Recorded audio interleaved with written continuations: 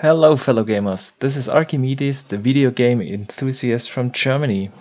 In the last couple of days, the specs for the PlayStation 5 and the Xbox Series X have been revealed. If you wanna know what the specs are, you can find them online everywhere. All the YouTubers, all the media sites are talking about it. I think it is easy for you to find out what exactly is in the next-gen systems. Over the next week or two, I will release a couple of videos that will explain how the specs of the next-gen consoles will change the way we play games significantly. In my first video today, I would like to go into why the SSDs are a real game changer outside of loading times. They will change the way how games will be built, and they will give opportunities to experience worlds that we have never seen in video games before.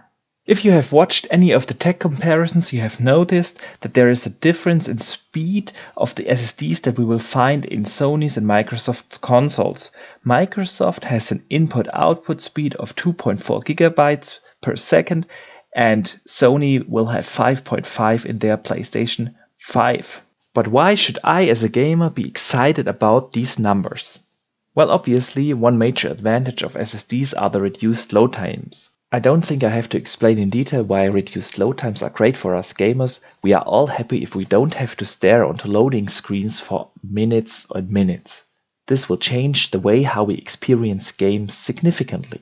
But there is another major advantage of SSDs. If you have watched any of the tech reviews over the last days, you might have heard it. People are excited because assets can be streamed a lot faster towards the RAM.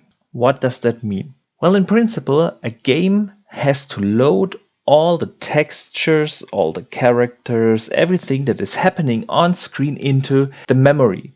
So the more RAM, the more memory you have, the more can happen simultaneously on screen. Now, SSDs are not as fast as RAM memory, but in today's system, if you, for instance, walk along a long corridor, all the assets that wait for you around the next corner have to be loaded already into the RAM, because the hard drives, the disk-based hard drives we have today in our gaming systems are so slow in reading out the data that they have to preload everything into the memory pool before it even happens on screen.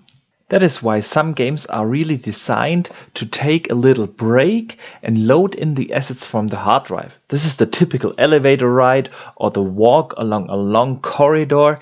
While you do that, the game loads all the assets into the RAM to have it available for whatever might happen in 30 seconds or a minute in the video game.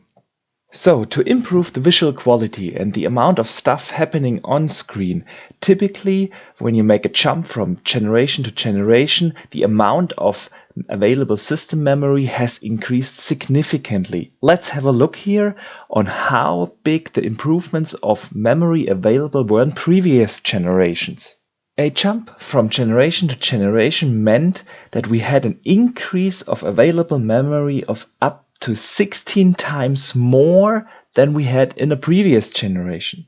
Now, if we have a look at the jump from the current generation to the next generation, we only doubled the amount of available memory for video games. This is where the SSDs come into place, because you can stream and load all the assets, all the things you need in your memory pool much quicker than in previous generations.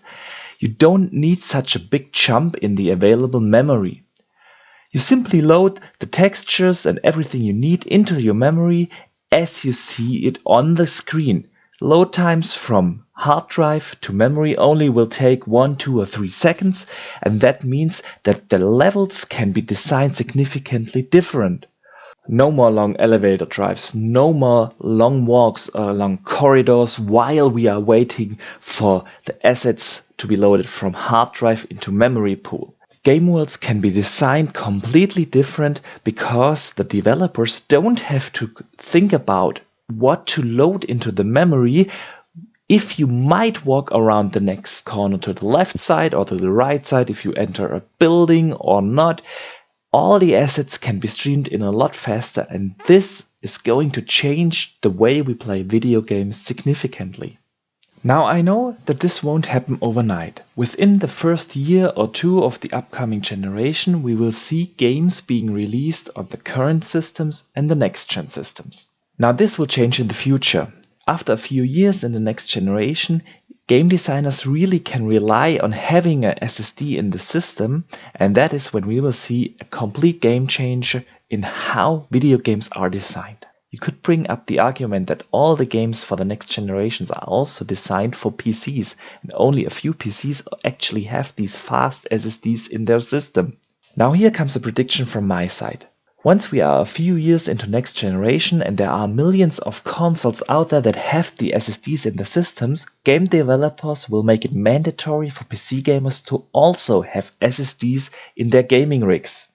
This way, developers can push technology really forward, and you might have noticed this is why I am so excited for SSDs being in the next generation of consoles. But enough from me, let me know what you think. Do you think that SSDs being in the next generation systems will change game design fundamentally?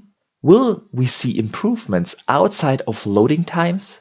Do you think that games being developed for current gen systems will hold the development back? Let me know in the comments of the video below or hit me up on Twitter @Boxenberger.